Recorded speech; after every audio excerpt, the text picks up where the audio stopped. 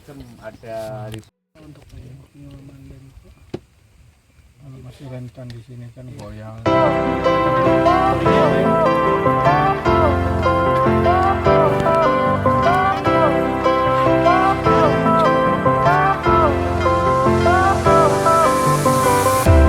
Fire went out, lights went down. When you feel lost in your shadow, don't feel alone, don't scream so loud. We are living in this cruel world. Broken but strong, gotta move on. You're not a bakery of life. Equip my soul, find the real gold. I'll fulfill what I started.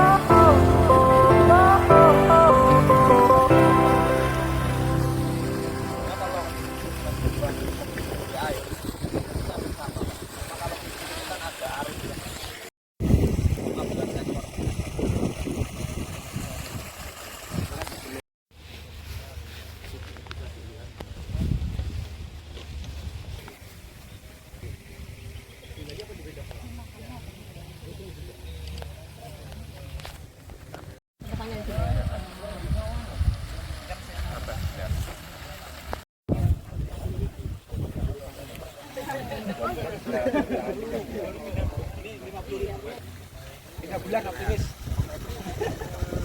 Ya, amin. Ya karena kemarin itu kan panik ya Pak ya, ada yang dihantu itu ada yang mati gitu kan, kemudian ya diskusi sama kelompok ada nanti habis akhirnya dipanen aja. Kan ini baru siklus kedua ini Pak Bapak. Berapa lama Mas kemarin yang dipanen selesai? 60 hari. Kalau sama yang di Februari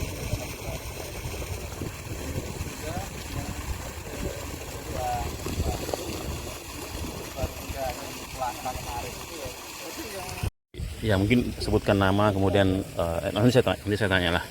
Ini teman-teman sekalian, saya sedang berada di Ringin Putih di Kecamatan Muncar, Kabupaten Sukabumi. Senang sekali tadi. Banyuwangi. Wah sorry maaf, ulangi ya. Kabupaten Banyuwangi. Bisa diceritakan Mas, ini apa yang menginspirasi dari lokasi ini? Kalau secara budidaya kolam bundar itu kan hanya untuk pendederan. Jadi perkenalkan dulu, nama saya Hidrus Menosala. Saya sebagai perwakilan di Raja Vanami, Pokdakan Raja Vanami. Nah, itu saya sebagai ketua. Untungnya dari kolam bundar ini adalah untuk pencokolan. Jadi kita meningkatkan SR-nya supaya lebih bagus. Bukan ini yang disebut nursery pond kemarin ya? Lain lagi? Ya, betul. Itu, oh sudah itu, oke. Bisa diceritakan itu di belakang ada tambak nih. Ini tambak siapa dan apa yang unik dari sini? Nah ini tambak yang kita pindahkan dari cokolan ini ke tambak ini. Jadi ini sudah 50.000. Kalau untuk status tambak ini memang kita kolaborasi dengan Pak Sugi.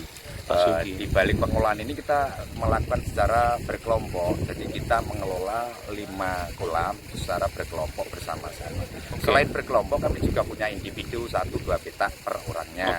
Kan tapi kita untuk mewujudkan kesatuan kekompakan itu harus kita melakukan berkelompok. Iya. Jadi ada 5. Ini ukurannya ini ukuran di 3.500. 3.500 kali 5 gitu sama. Yang lain. Iya, oke. Rata-rata. Iya. Jadi tadi ada kolam bundar untuk apa? Tokolan gitu ya. Kemudian dibawa ke sini. Untuk yang ini sudah panen atau belum? Satu siklus sudah. Sudah pernah siklus. Sudah ceritakan bagaimana proses panennya dan apa yang berbeda? Nah, kemarin itu sebenarnya kan ya karena masih perdana kan di budidaya secara kolam bundar ini. Itu kemarin itu sebenarnya tidak mati. Nah karena mungkin kekurangan oksigen untuk penambahan fansetnya ini mungkin setelah itu kami panen di size 150. Dan itu kebetulan dapat 3 kuintal. Jadi sebenarnya harus ada penambahan fanset karena semakin lama udang tersebut akan memerlukan banyak oksigen. Iya, kesulitan oksigen ya. Iya. Mas tadi ada 5 petak ya? Iya. Satu kelompok itu kan? Satu Oke. kelompok. Kalau dari sisi penguatan kapasitas anggota, kepengurusan, ada mungkin intervensi dari pihak lain barangkali? Kalau untuk secara kelembagaan kami ada naungan dari Dinas Perikanan juga. Dinas Perikanan Banyuwangi, Ya Banyuwangi. Terus banyak sih yang mensupport sebenarnya kayak dinas kabupatennya. Khususnya ini, alhamdulillah kami dibantu Yasai. Ini kolam bundarnya ini. Iya. Dari mana? Dari Yasai. Apa itu? Mas Kenny tersebut yang memberikan. Oh iya, iya. Itu ada baju di logo itu di. Nah, salah satunya kami selain kelompok pembudidaya ikan atau udang, nah kami adalah penggerak salah satu lingkungan restorasi mangrove, namanya KTH Makmur, itu yang bergerak di konservasinya. Jadi saling berkaitan antara budidaya dan pemerintah, kita melakukan konservasi. Nah itu supaya mengedukasi para tambak agar sadar melakukan restorasi, perbaikan lingkungan seperti itu. Jangan aktivitas KTH itu didukung sama KI ya, maksudnya. Oke. Ini saya senang dengan informasi ini. Hal informatif. Kalau terkait mangrove tadi, mungkin ada ceritakan Mas, kira-kira sudah nanam berapa, kemudian selama ini apa yang menjadi tantangan, apa ini isunya? Kalau kita selama ini menanam mangrove yang bergerak kita di tahun 1999, tapi di saat ini KI juga melakukan sumbangsih kepada KTH Makmur. Nah itu seluas 4,1 hektar. Jadi dan 4,1 hektar itu bukan hanya satu jenis, tapi beberapa spesies, ada 4 spesies, melainkan ada Soderati alba, Rhizopora mucronata, Rhizopora apiculata, ada Avicennia, yang memang yang hidup di dalam kawasan tersebut yang substratnya sudah cocok, baik sedimennya itu adalah Sunerati alba ya. Yang tadi yang samping itu tinggi-tinggi ya? Ya, Itu ya, iya, oke. Dan kami sebagai ini yang diberi amanah, kita harus menjaga baik penyulaman, monitoring, tetapi KI bantu apa? KI mensupport pendanaannya. Pendanaan untuk apa? Untuk restorasi mangrove, penanaman juga. Maksudnya untuk membeli mangrove-nya atau apanya? Sampai HUK harian ongkos kerja teman-teman. Oke, Semuanya. Baik untuk pengadaan peralatan. bibitnya apa semua itu dibayar? Ya. Atau ada volunteer warga untuk ini? Misalnya sukarela enggak dibayar, dibeli ya? Ya, maksudnya memberi sumbangsi untuk ketentuan hariannya berapa sudah. Ya kan tadi nanam Sunerati alba, Rhizopora macam-macam itu kan biasanya ada yang kebun ya atau diambil dari alam, kemudian ada pengganti tenaga atau apa? Kita melakukan pembibitan sendiri. Oke. Dan kami masih banyak tersedia stok bibit-bibit mangrove. Ya, yang sekarang ini mungkin orang yang tidak tahu nih. Maaf, Sunerati alba itu memang bisa hidup di 3 zona. Tetapi rata-rata orang hanya tahu dari semua orang rata-rata. Iya. Dan kita tidak tahu ini untuk apa yang lebih mau hidup di tempat yang rawan kayak bibit lah. Iya. Ini dengan KI kemudian ada tadi YSAI untuk penanaman itu sejak berapa? Kapan?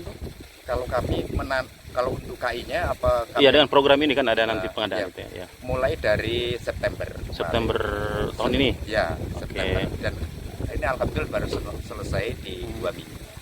Kalau misalnya ini kan belum relatif masih baru ya. Kalau kira-kira ekspektasinya ke depan kalau sudah ditanami apa yang bisa muncul kira-kira harapannya?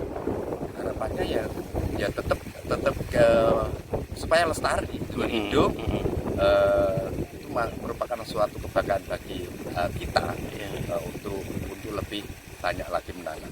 Dan mudah-mudahan KI sendiri dengan hasil penanaman ini bisa menanam lagi di area yang lain. Iya, karena tadi saya lihat ada burung tongtong ya. Itu yang banyak spesiesnya di sini ya. Iya, tadi saya lihat ada foto-fotonya. Kalau pemerintah desa gimana? Ikut bareng-bareng? Kalau pemerintah desa selama ini benar mensupport. Kami pun sebagai masyarakat kami harus taat dengan ketentuan pemerintah desa juga. Iya. Intinya kami bagaimanapun pemerintahan desa dan negara, nah itu kita ikuti prosedur. Iya. Terakhir, kalau misalnya Mas kan ini membaca situasi ya sosial ekonomi. Kalau misalnya aktivitas penebangan mangrove atau degradasi itu memang ada kelihatan sebelum-sebelumnya atau gimana? Trennya, kecenderungannya? Tidak ada. Selama ini ada, masyarakat lebih sadar. Karena sadar kenapa dulu di Aceh waktu ada tsunami habis. Iya. Karena daratan tidak ada benteng.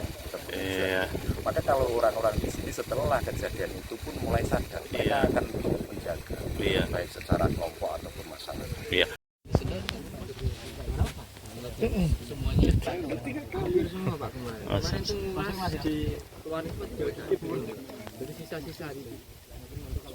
Ini kan kita nggak pakai pakan jadi sedikit Pak yang masuk. Pakai pakan. Pakannya taruh di dalam situ. Jadi dia nyari pakannya karena Dia masuk terperangkap.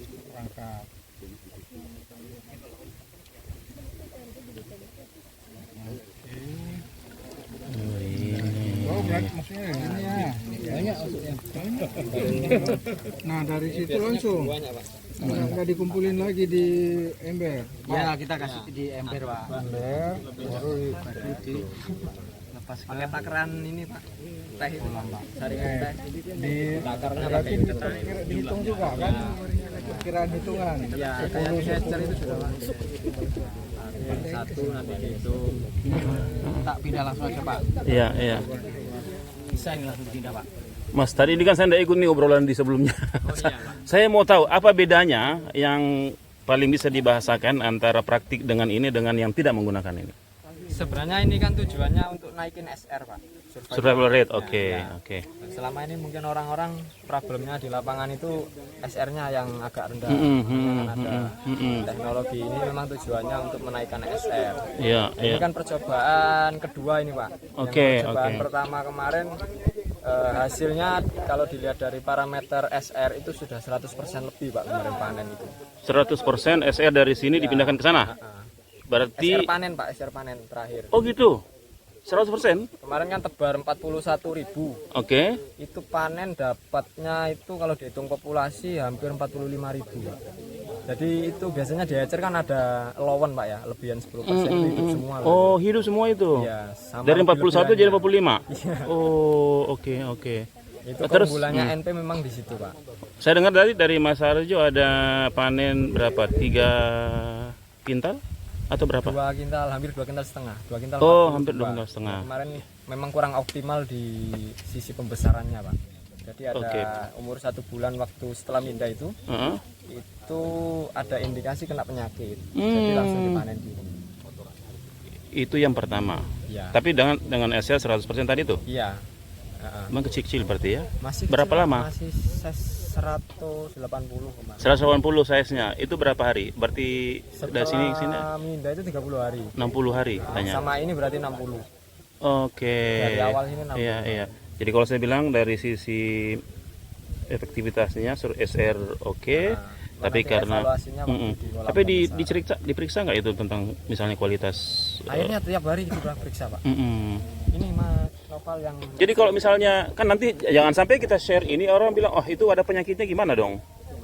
Maksudnya gimana menjelaskannya? ini gimana juga sempat dicek, Pak, waktu di kolam ini sama dinas BP3, Iya. AP Situbondo, ada Iya. sampel udang di sini itu kena PHP, Pak. PHP 10 hari di sini kena PHP. di sini. Terus Oke. kita lanjutkan istilahnya itu ketika minda cek lagi sudah negatif, Pak. Jadi sebenarnya bisa, PHP-nya. masih bisa gitu, Pak. Ketika PHP itu apa ya? PHP itu EHP itu penyakit apanya? penyakit yang membuat udang itu sulit untuk besar, sulit untuk tumbuh. Oh, oke, Jadi dia ada oke. spora gitu, Pak. Oke, Spora oke. di ususnya. Jadi ini pada SR-nya, tapi dari sisi untuk pertumbuhannya barangkali itu belum maksimal ya? Belum maksimal. Oke. Sip. Ini masih nyoba-nyoba terus, Pak. Pak Budi terakhir kali ke sini kapan? Pak Budi waktu tahun lalu sih, Pak. Kemarin ada timnya Pak Budi ngasih pelatihan bulan 10 kemarin. Kalau YSI itu apa? Singkatan dari apa? Yayasan Sinergi Aquaculture. Oke. Mau mengintroduce tentang praktik ini karena dianggap SR oke. Ya. Hanya tinggal mungkin penanganan di situ Penanganan di kolam Iya. Mas siapa namanya, Pak? Saya Dedi. Pak Dedi sebagai apa di sini? Saya sebagai field officer-nya YSI, Pak. Oke, Kita Mas. ada program Shrimp Improvement Program, Pak. Mm-mm. Itu kita satu konsorsium juga sama KI, Pak. Oke. Jadi untuk budidayanya, aquaculture-nya, YSI, untuk mangrove-nya, Iya. oke. Makasih banyak, Mas Dedi. Iya. Beberapa kelompok di sini. Semuanya begini. Kalau misalnya mau bikin statement, apa poin penting, apa lesson dari adanya YSI dan KI di sini? Mau rehabilitasi mangrove, terus bantu warga di pengelolaan sampahnya gitu, orang praktik ini. Ada Sebenarnya sih harusnya itu terintegrasi ya. Iya. Dari sisi pengelolaan sampah ada introduksi metodologi baru gitu. Tapi ini kan satu model yang baru ya. Iya. Yang mana pengelolaan sampah langsung tapi ini di Terus respon, ya. nah terus kan ini sebenarnya nanti kadang airnya ini kan dibuang Oke. nah di sini tambah tradisional nah kadang mereka punya kolam apa tuh Kampung. harapannya pada saat di situ sudah terjadi proses proses inilah penurunan tingkat pencemaran yang ke laut gitu. Nah, harapannya harusnya itu ke mangrove. Mangrove itu punya habitat alami yang terus Praktik ini sudah diadopsi, diambil atau belum, atau baru masih ini salah satu yang pilot ada akan buat lagi. Jadi baru jalan. Ini kategori tradisional. Kategori tradisional.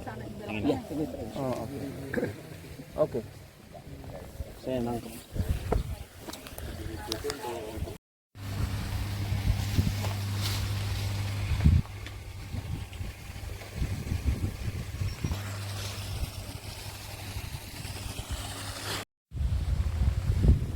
Assalamualaikum warahmatullahi wabarakatuh. Salam dari Desa Beringin Harjo, Kecamatan Muncar, Kabupaten Banyuwangi.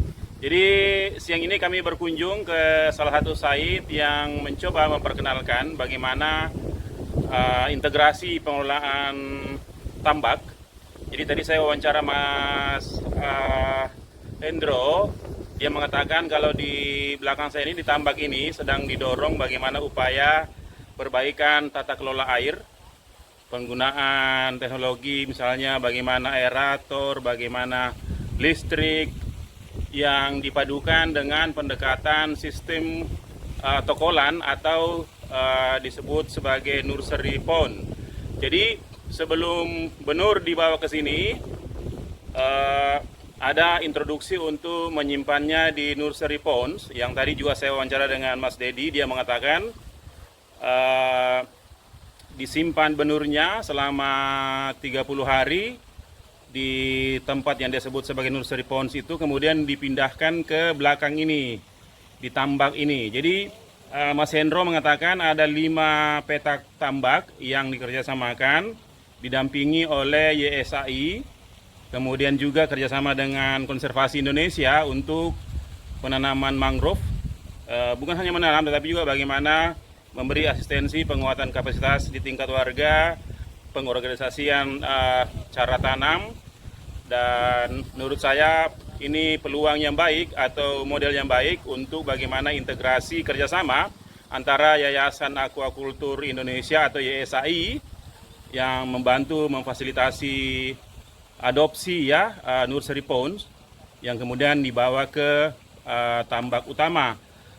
Lalu di terkait nursery ponds itu ada semacam penanganan yang memang telah berdampak atau diakui berkontribusi pada perbaikan SR atau survival rate dari benur.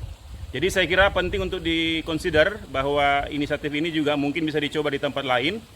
Lalu juga tentang rehabilitasi mangrove oleh KI itu juga menarik karena bagaimana buangan-buangan seperti limbah dari pakan di tambak ini bisa dikelola, dimanfaatkan untuk didistribusi atau dibawa ke areal penanaman mangrove. Saya kira itu contoh sederhana dan ini juga saya kira menginspirasi apa yang disebut kolaborasi di area usaha budidaya udang. Demikian kabar dari Desa Beringin Harjo, Kecamatan Muncar, Kabupaten Banyuwangi. Salam konservasi.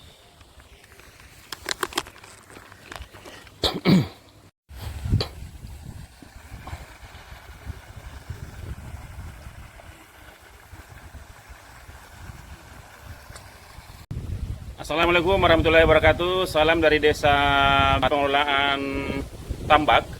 Jadi tadi saya wawancara Mas Hendro, dia mengatakan kalau di belakang saya ini di tambak ini sedang didorong bagaimana upaya perbaikan tata kelola air, penggunaan teknologi misalnya bagaimana aerator, bagaimana listrik yang dipadukan dengan pendekatan sistem tokolan atau disebut sebagai nursery pond.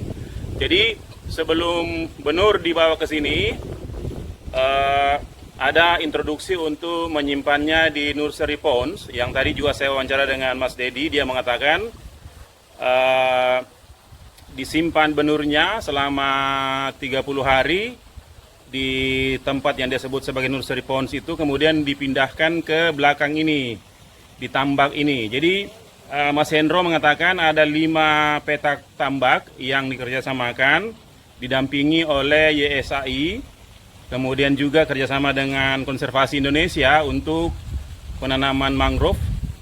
Bukan hanya menanam, tetapi juga bagaimana memberi asistensi penguatan kapasitas di tingkat warga, pengorganisasian cara tanam, dan menurut saya ini peluang yang baik atau model yang baik untuk bagaimana integrasi kerjasama antara Yayasan Aquacultur Indonesia atau YSAI yang membantu memfasilitasi adopsi ya nursery ponds yang kemudian dibawa ke tambak utama.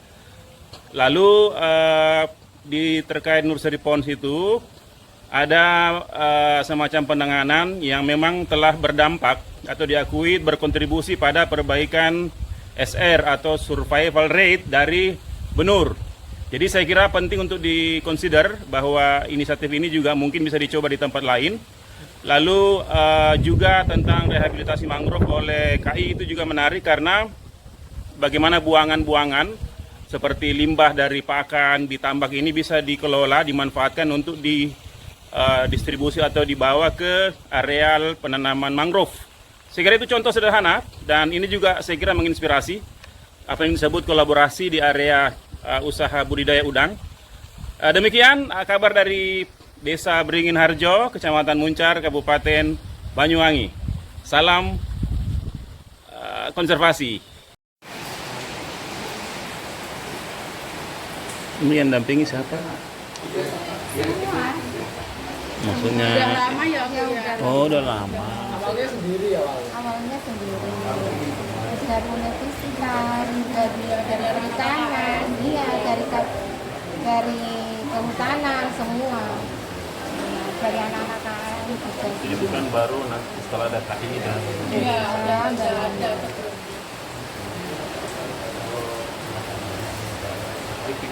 Iya. Enak itu Pak. Yang biasanya memborong ke kartus ya. iya. Iya. Ini dibuat dari bahan apa nih? Itu dari daun akanthus. Hah? Daun akanthus. Dan akan Iya. daunnya. Iya. Daunnya. Karena kalau ini buat digoreng. Ini kurang berapa? Stasinya sekitar 5 bulan ya? Oh, 5 bulan. Udah besar ya? Bisa